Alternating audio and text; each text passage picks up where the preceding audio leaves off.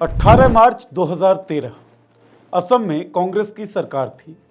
Himanta Biswa Sharma cabinet मंत्री थे। हिमंत के करीबी 5 विधायकों ने पार्टी आलाकमान को एक ज्ञापन सौंपा। ज्ञापन उस वक्त असम के मुख्यमंत्री तरुण गोगोई के खिलाफ था। तरुण गोगोई को निरंकुश पागल कहा गया। ज्ञापन पर 79 में से 31 कांग्रेस विधायकों के साइन थे। हालांकि इस ज्ञापन पर हिमंत ने साइन नहीं किए थे। 2001 में मुख्यमंत्री बनने के बाद तरुण गोगोई के लिए यह सबसे चुनौती भरा समय था। कोई और नहीं बल्कि उनके सबसे विश्वसनीय सिपाही हिमंत बिस्वा शर्मा ने उनके खिलाफ मोर्चा खोल दिया था। 2011 के विधानसभा चुनावों तक कोई सोच भी नहीं सकता था कि हिमंत और तरुण इस तरह एक दूसरे के विरोधी हो जाएंगे। फिर ऐसा क्या होता है कि तरुण गोगोई के सबसे बड़े सिपाही उनके खिलाफ खड़े हो जाते हैं। 2006 और 2011 के चुनावों में कांग्रेस के चुनावी कैंपेन को मैनेज करने वाले हिमंत आखिर कैसे बीजेपी के पोस्टर बॉय बन जाते हैं। कभी गुजरात नरसंहार के दौरान मुसलमानों के खिलाफ हुए अन्याय के कारण मोदी के खिलाफ बोलने वाले हिमंत अब गांधी परिवार के खिलाफ व्यक्तिगत टिप्पणियां और एंटी मुस्लिम बयान क्यों देने लगे, और इन सब घटनाओं में राहुल गांधी के पालतू कुत्ते की भूमिका क्या है, वो इस वीडियो में जानेंगे। बात 2011 असम विधानसभा चुनावों की। हिमंत कांग्रेस के कैंपेन को मैनेज कर रहे थे। कांग्रेस जीती। असम कांग्रेस में तरुण गोगोई और हिमंत की जोड़ी खूब चर्चा में थी। लेकिन 2011 के बाद असम की राजनीति में एंट्री होती है गौरव गोगोई की। गौरव तरुण के बेटे थे, जबकि हिमंत तरुण के सिपाही। महत्वाकांक्षाएं टकराई। असम यूथ कांग्रेस के लिए चुनाव होने थे। गौरव गोगोई ने इन चुनावों के लिए प्राणजीत चौधरी को अपने उम्मीदवार के रूप में उतारा और इसके खिलाफ हिमंत ने पीयूष हजारिका का समर्थन किया। यह असम कांग्रेस में 2 बड़े नेताओं के बीच मतभेद का पहला स्पष्ट इशारा था। यह मतभेद बढ़ते बढ़ते हिमंत के कांग्रेस छोड़ने, बीजेपी ज्वाइन करने तक पहुंचा। लेकिन इस पूरी घटना में राहुल गांधी का पालतू कुत्ता भी अहम भूमिका में है।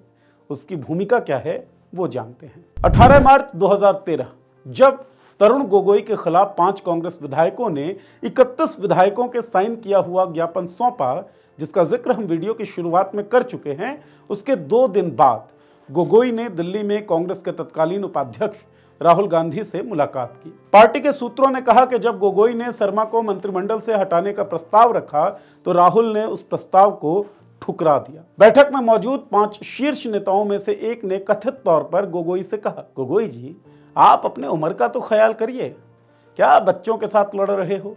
इस मीटिंग के बाद राहुल ने एआईसीसी महासचिव और असम के प्रभारी दिग्विजय सिंह को 4 अप्रैल को राज्य का दौरा करने का निर्देश दिया। तय हुआ कि दिग्विजय सभी 79 विधायकों से अलग अलग मुलाकात करेंगे। उसी दौरान 31 असंतुष्ट विधायकों में से एक ने कहा कि जब सिंह उतरेंगे तब हमारी संख्या 50 तक पहुंच जाएगी। पूर्व केंद्रीय मंत्री संतोष मोहन देव की बेटी और उस समय कांग्रेस विधायक सुष्मिता देव ने भी राहुल गांधी से मुलाकात की और नई दिल्ली से लौटने के बाद वो भी असंतुष्ट विधायकों के खेमे में शामिल हो गई। तरुण गोगोई के खिलाफ माहौल मजबूत होने लगा था। इसके बाद हिमंत और राहुल गांधी के बीच क्या बात हुई, राहुल गांधी के कुत्ते की किस हरकत से हिमंत नाराज हुए, इस बात को जानने से पहले यह जानना अहम है कि 18 मार्च को विधायकों ने तरुण गोगोई के खिलाफ ज्ञापन सौंपा क्यों। दरअसल इसकी शुरुआत 5 मार्च 2013 को हुई। तरुण गोगोई ने अपने पहले के रुख से पीछे हटते हुए 2014 के लोकसभा चुनावों में all India United democratic front के साथ संभावित गठबंधन की घोषणा की, जबकि 2006 में उन्होंने परफ्यूम बैरन बदरुद्दीन अजमल के नेतृत्व वाले एआईयूडीएफ के उद्भव का मजाक उड़ाया था। इसके बाद 2011 के विधानसभा चुनावों के दौरान उन्होंने एआईयूडीएफ के साथ गठबंधन बनाने के पार्टी के प्रस्ताव को वीटो कर दिया था। तो फिर ऐसा क्या था कि गोगोई लोकसभा में एआईयूडीएफ के साथ गठबंधन करना चाहते थे? इस हृदय परिवर्तन के पीछे राज क्या था? इंडिया टुडे में छपी एक रिपोर्ट के अनुसार गोगोई के वफादार ऊपरी असम के एक विधायक ने बताया कि गोगोई का हृदय परिवर्तन इस साल की शुरुआत में पंचायत चुनावों के बाद हुआ। एआईयूडीएफ ने कालियाबोर लोकसभा क्षेत्र के अंतर्गत कई स्थानों पर अच्छा प्रदर्शन किया, जहां से गोगोई के बेटे गौरव टिकट मांग रहे थे।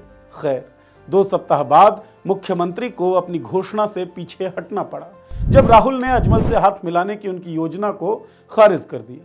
इसके बाद गोगोई ने शर्मा पर हमले किए। स्वास्थ्य और शिक्षा विभाग की सभी फाइलें अब मुख्यमंत्री कार्यालय से होकर गुजरने लगी। इंडिया टुडे की एक रिपोर्ट के अनुसार शर्मा की पत्नी रिनिका भुइयां शर्मा के स्वामित्व वाले चैनल न्यूज लाइव पर दबाव बनाया जाने लगा। लगभग एक सप्ताह में शीर्ष स्तर के 16 कर्मचारियों ने यह चैनल छोड़ दिया। ये वही दौर था जब हेमंत और असम के कुछ नेता राहुल गांधी से मिलने दिल्ली पहुंचे। इंडिया टीवी के शो आपकी अदालत में हेमंत बिस्वा शर्मा ने राहुल गांधी के साथ अपनी मीटिंग का किस्सा साझा करते हुए बताया कि कांग्रेस के और नेताओं के साथ मुझको और असम के पीसीसी चीफ अंजन दत्ता को बुलाया गया था। हम रूम में गए, राहुल गांधी से बातचीत शुरू हुई। इतने में 5 मिनट बाद उनका कुत्ता आया और हमारी टेबल पर रखे चाय और बिस्किट खाने लगा। तब मैंने देखा तो उसी टेबल पर बाकी के कांग्रेस नेता आराम से खा रहे थे। मैं ऐसे नहीं खा सकता, इसलिए मैंने कहा कि अब दोबारा नहीं आऊंगा। हेमंत ने कई बार इस घटना का जिक्र अपने ट्वीट्स में भी किया है। बकौल हेमंत यही कांग्रेस छोड़ने का उनका कारण बना। लेकिन इसके अलावा जो और कारण हो सकते हैं और जो व्यावहारिक दिखते हैं, हम वो आपको बताते हैं। हेमंत बिस्वा शर्मा, कई जगहों पर इनका नाम हेमंता है तो कई जगहों पर हेमांता भी लिखा गया है। इन्होंने 1990 में ग्रेजुएशन, 1992 में पॉलिटिकल साइंस में पोस्ट ग्रेजुएशन किया, फिर सरकारी लॉ कॉलेज से LLB किया और गुवाहाटी कॉलेज से PhD की डिग्री भी ली। साल 1996 से 2001 तक उन्होंने गुवाहाटी हाईकोर्ट में लॉ की प्रैक्टिस की। 15 मई 2001 को उनके पॉलिटिकल करियर की शुरुआत हुई। एक बार आगे बढ़े तो पीछे मुड़कर देखने की जरूरत ही नहीं पड़ी। 2001 में कांग्रेस की तरफ से असम के जालुकबारी से पहली बार जीते, 2006 में दूसरी और 2011 में तीसरी बार चुने गए और 2015 तक विधायक रहे कांग्रेस के टिकट पर। खास बात यह है कि पहली बार विधायक बनते ही उन्हें कैबिनेट में जगह मिल गई। तब से अब तक वह लगातार कैबिनेट का हिस्सा रहे। Agriculture, planning and development, finance, health and family welfare जैसे मंत्रालय संभालने का अनुभव उनके पास रहा। इसके अलावा वो Assam hockey association, Assam badminton association के प्रेसिडेंट और असम क्रिकेट एसोसिएशन के वाइस प्रेसिडेंट भी रहे। हेमंत 2014 तक तरुण गोगोई की कांग्रेस सरकार में मंत्री थे। 2011 तक तरुण गोगोई के सबसे वफादार सिपाही भी। हेमंत चाहते थे कि साल 2016 के असम चुनावों में सीएम चेहरा बने, लेकिन 2011 में गौरव गोगोई की एंट्री होती है और असम की राजनीति में हेमंत की महत्वाकांक्षाओं को झटका लगना शुरू हो जाता है। हालात इतने खराब हो गए कि हेमंत ने बीजेपी ज्वाइन कर ली। लेकिन इन घटनाओं के साथ साथ ये जानना भी जरूरी है कि हेमंत पर करप्शन के खूब सारे दाग थे। राहुल गांधी जानते थे कि हेमंत पर शारदा चिटफंड और लुइस बर्जर जैसे करप्शन के मामले हैं। पॉलिटिकल गैलरीज में यह भी चर्चा है कि क्योंकि हेमंत बिस्वा शर्मा करप्शन के मामलों में फंसे थे और उनके करप्शन की जानकारी राहुल गांधी को थी, इसीलिए राहुल गांधी ने हेमंत बिस्वा शर्मा को रोकने की कोशिश नहीं की। इसके बाद हेमंत बीजेपी में शामिल हो गए। बीजेपी ने 2016 में होने वाले चुनाव के लिए उन्हें पार्टी का संयोजक बनाया। इसके बाद की कहानी जग जाहिर है। कांग्रेस 26 सीटों पर सिमट गई, जबकि बीजेपी के खाते में 60 सीटें आई। ये विधानसभा चुनाव 2016 की बात है। लेकिन हेमंता के बीजेपी में शामिल होने का विशेष कारण क्या था, उसके बारे में भी हम वीडियो में बात करेंगे। गुलाम नबी आजाद ने अपनी किताब में लिखा है कि मिसेज गांधी ने मुझे श्रीनगर से बुलाया कि देखो हेमंत का बहुमत है कि दूसरे का। हेमंत ने विद्रोह कर दिया है और यहाँ विवाद हो रहा है। आगे गुलाम नबी कहते हैं कि मैंने अपने दिल्ली के घर में हेमंता को बुलाया तो उसके साथ 45 विधायक थे। तरुण गोगोई को बुलाया तो उनके साथ 7 विधायक थे। मिसेज गांधी ने कहा कि जाओ और जिसके पास बहुमत है उसकी सरकार बनवाओ। गुलाम नबी आजाद आगे लिखते हैं कि शाम को मुझे राहुल गांधी का फोन आया कि आप नहीं जा रहे। सुबह मैं राहुल गांधी से मिलने गया तो असम का सीएम उनके पास बैठा था। मुझे राहुल गांधी ने कहा कि यही चलेगा, यानी कि तरुण गोगोई ही सीएम रहेंगे। मैंने कहा कि हेमंत के पास बहुमत है, वो भाग जाएगा। तो राहुल गांधी ने कहा कि भागने दो, नॉर्थ ईस्ट का वो इंचार्ज नहीं है तो क्या ही फर्क पड़ता है। शायद ऐसा राहुल गांधी ने जानबूझकर किया, वो ऐसे करप्ट नेता को अपनी पार्टी में शायद चाहते ही नहीं थे। बीजेपी 2014 में केंद्र की सत्ता में आ चुकी थी, वो पूर्वोत्तर में प्रसार चाहती थी। राजनीतिक रूप से कमजोर पड़ चुके हेमंत भ्रष्टाचार के मामलों से भी जूझ रहे थे। इन सब स्थितियों में 21 जुलाई 2015 को भारतीय जनता पार्टी ने नई दिल्ली में पार्टी सांसदों की एक बैठक में गोवा और गुवाहाटी में जल आपूर्ति घोटाला 2010 शीर्षक से एक बुकलेट जारी की। बैठक में प्रधानमंत्री नरेंद्र मोदी शामिल हुए। भाजपा पुस्तिका में आरोप लगाया गया कि हेमंत बिस्वा शर्मा, जो असम में तत्कालीन कांग्रेस सरकार में गुवाहाटी विकास विभाग के प्रभारी मंत्री थे। गुवाहाटी जल आपूर्ति परियोजना से संबंधित घोटाले में एक प्रमुख संदिग्ध हैं, यानी कि प्राइम सस्पेक्ट। इसमें अमेरिकी multinational company Louis Berger International Inc से किराए पर ली गई सेवाएं शामिल थी। बीजेपी के इस बुकलेट का आधार 7 जुलाई 2015 को अमेरिकी न्याय विभाग द्वारा विदेशी भ्रष्ट आचरण अधिनियम के तहत कंपनी के खिलाफ दायर एक मामला था। न्यू जर्सी स्थित कंपनी के अधिकारियों ने एक अमेरिकी अदालत को बताया कि उन्होंने और उनके कंसोर्टियम भागीदारी ने 1998 और 2010 के बीच जल प्रबंधन परामर्श परियोजनाओं को हथियाने के लिए असम और गोवा सरकारों में अधिकारियों को $9,76,630 की रिश्वत दी थी। भाजपा ने शर्मा के खिलाफ मोर्चा खोल दिया क्योंकि वो इस असम परियोजना के प्रभारी थे। हालांकि शर्मा ने भाजपा के आरोपों से इनकार किया। एक दूसरा मामला जो हेमंत बिस्वा शर्मा पर लगा था वो था शारदा चिट फंड घोटाले का। शारदा चिट फंड पश्चिम बंगाल का एक बड़ा आर्थिक घोटाला था जिसमें कई राजनीतिक पार्टियों के नेताओं का हाथ होने का आरोप है। दरअसल पश्चिम बंगाल की चिटफंड कंपनी शारदा ग्रुप ने आम लोगों को ठगने के लिए कई लुभावन ऑफर दिए थे। इस कंपनी की ओर से 34 गुना रकम का वादा किया गया था और लोगों से पैसे ठग लिए गए थे। बताया जाता है कि इस घोटाले में करीब 40,000 करोड़ रुपयों का हेरफेर हुआ। इस कंपनी की स्थापना जुलाई 2008 में की गई थी। हालांकि देखते ही देखते ये कंपनी हजारों करोड़ की मालिक बन गई। आरोप लगाया जाता है कि इस कंपनी के मालिक सुदीप्त सेन ने सियासी प्रतिष्ठा और ताकत हासिल करने के लिए मीडिया में खूब पैसे लगाए और हर पार्टी के नेताओं से जान पहचान बढ़ाई। उस समय कुछ मीडिया रिपोर्ट में दावा किया गया कि शर्मा ने शारदा कंपनी के मालिक और घोटाले के मुख्य आरोपी सुदीप्त सेन से रिश्वत ली थी। आरोप लगा कि उन्होंने सेन को बिजनेस में सरकार का सपोर्ट देने के लिए हर महीने 20 लाख रुपए लिए थे। साल 2014 में सुप्रीम कोर्ट ने भी सीबीआई के जांच के आदेश दे दिए। साथ ही पश्चिम बंगाल, उड़ीसा और असम पुलिस को आदेश दे दिया कि वो सीबीआई के साथ जांच में सहयोग करे। इस दौरान ही हेमंत का नाम शारदा चिटफंड घोटाले में आया, जिसके चलते अगस्त 2014 में एक दिन अचानक हेमंता के गुवाहाटी स्थित घर पर सीबीआई ने छापा डाल दिया। सीबीआई की एक टीम गुवाहाटी के एक मीडिया हाउस के दफ्तर में भी गई। इस संस्थान की प्रमुख शर्मा की पत्नी रिनिका भोयान शर्मा थी।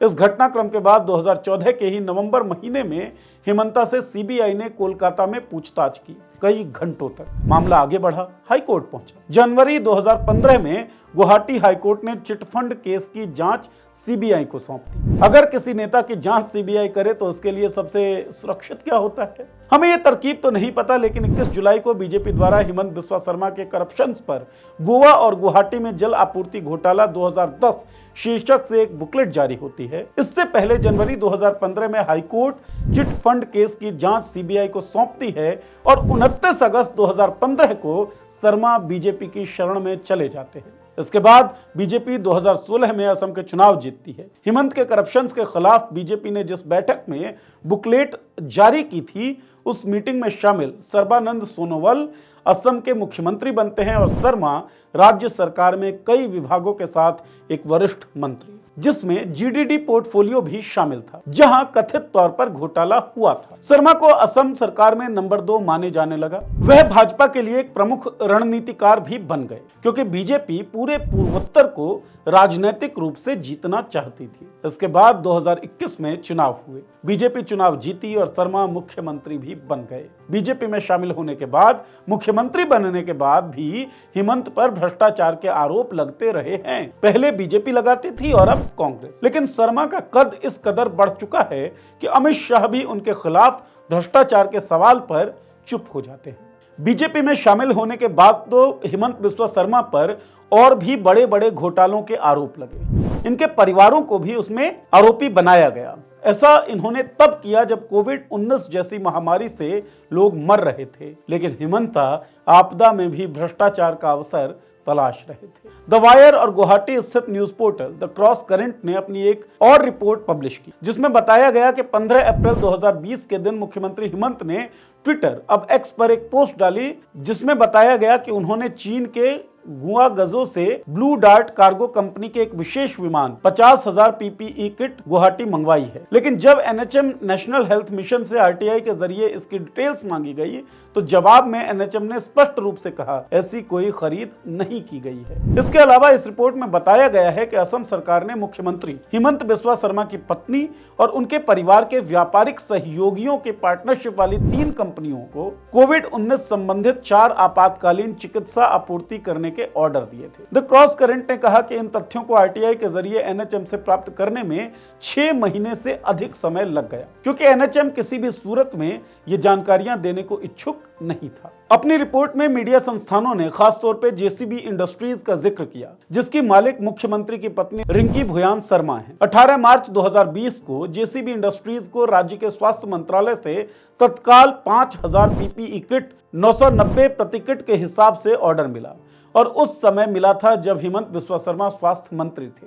जबकि उसी दिन सरकार ने एनई सर्जिकल इंडस्ट्रीज नामक असम की एक अन्य फर्म से 600 रुपए की दर से प्रति किट खरीदे थे। एनएचएम से मिले आरटीआई के जवाबों के हवाले से इस रिपोर्ट में यह भी दावा किया गया है कि उस समय शर्मा के नेतृत्व वाले स्वास्थ्य विभाग ने लॉकडाउन से पहले न केवल उनकी पत्नी की कंपनी को बल्कि जीआरडी फार्मास्यूटिकल्स और मेडिटाइम हेल्थ केयर नामक 2 कंपनियों को भी तत्काल आपूर्ति आदेश जारी किए थे। ये कंपनियां मुख्यमंत्री के परिवार के व्यापारिक सहयोगी घनश्याम धानुका की बताई गई है। इस कंपनी में वर्तमान में मुख्यमंत्री शर्मा के बेटे नंदिल बिस्वा शर्मा बहुसंख्यक शेयर होल्डर है। इस रिपोर्ट में दावा किया गया है कि मुख्यमंत्री की पत्नी की कंपनी और धानुका की एक कंपनी मेडिटाइम हेल्थ केयर सार्वजनिक स्वास्थ्य संकट के समय सरकार द्वारा तत्काल दिए गए आपूर्ति आदेशों को पूरा करने में विफल रही। फिर भी बाद के दिनों में धानुका की फर्मों को पहले के मुकाबले बहुत अधिक दर पर राज्य सरकार ने अधिक महामारी संबंधी आपूर्ति ऑर्डर दिए।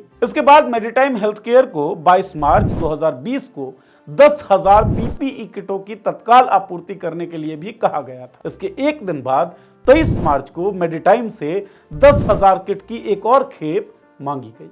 इन दोनों आपूर्ति आदेश में प्रति किट की कीमत 990 रुपए निर्धारित थी, लेकिन पीपीई किट की खरीद के लिए बहुत अधिक मूल्य निर्धारित करने के बाद भी जेसीबी इंडस्ट्रीज और मेडिटाइम हेल्थ केयर अपने तत्काल आपूर्ति आदेशों को पूरा नहीं कर सके। जबकि 600 रुपए प्रति किट के हिसाब से 1,790 किट का ऑर्डर प्राप्त करने वाली एनई ईस्टर्न सर्जिकल इंडस्ट्रीज ने अपना ऑर्डर समय पर सफलतापूर्वक पूरा किया। उधर भले ही मेडिटाइम हेल्थ केयर स्वास्थ्य विभाग द्वारा अपने मौजूदा आदेशों को पूरा नहीं किया जा सका, लेकिन फिर भी फर्म को पिछली कीमत 990 रुपए के मुकाबले 1,680 रुपए प्रति किट के हिसाब से 66,035 पीपीई किट के लिए लॉकडाउन के बाद भी भविष्य के तत्काल आपूर्ति ऑर्डर दिए गए, जिनकी कुल लागत 10,84,85,850 रुपए थी। अब सवाल यहां पर यह उठता है कि इतने भ्रष्टाचार के बाद भी पब्लिक इनको चुनती क्यों है और सीबीआई ईडी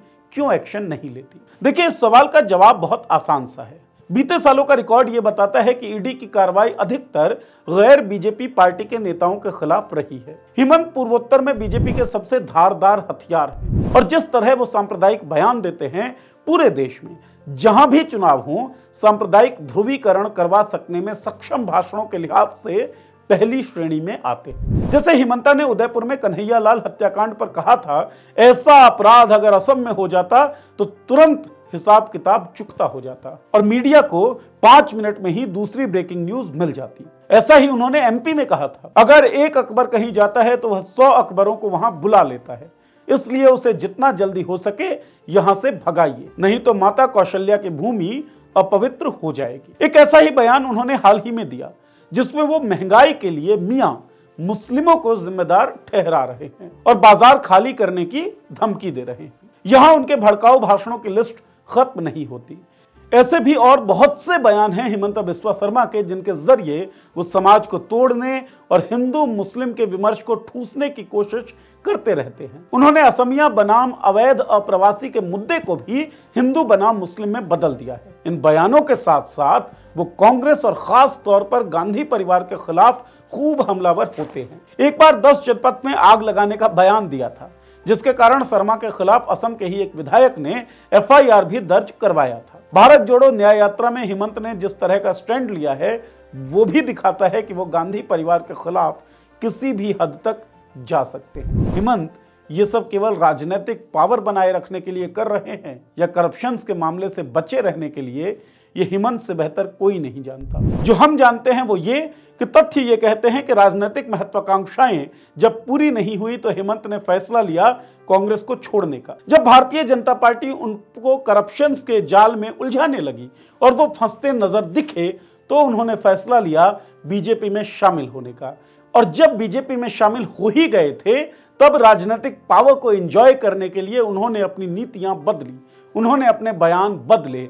जो हेमंत बिस्वा शर्मा कभी मुसलमानों के पक्ष में न्याय के लिए लिखता था, बोलता था, वो खुलकर एंटी मुस्लिम बयान देता है। जो हेमंत बिस्वा शर्मा नरेंद्र मोदी के खिलाफ बोलता था, वो हेमंत बिस्वा शर्मा गांधी परिवार के खिलाफ खुलेआम व्यक्तिगत टिप्पणियां करने से बाज नहीं आता, परहेज नहीं करता। ये सब कुछ राजनीति है, सब गंदा है पर धंधा है। ये हेमंत बिस्वा शर्मा का सिग्नेचर स्टेटमेंट हो सकता है। ऐसे ही अन्य राजनेताओं के जीवन की गाथाएं सुनने के लिए आप हमारे चैनल को सब्सक्राइब करिए। अगर ये वीडियो पसंद आया हो तो वीडियो को लाइक करिए, शेयर करिए और जो भी आपकी राय हो, टिप्पणी हो, कमेंट बॉक्स में लिखकर हमें जरूर बताइए।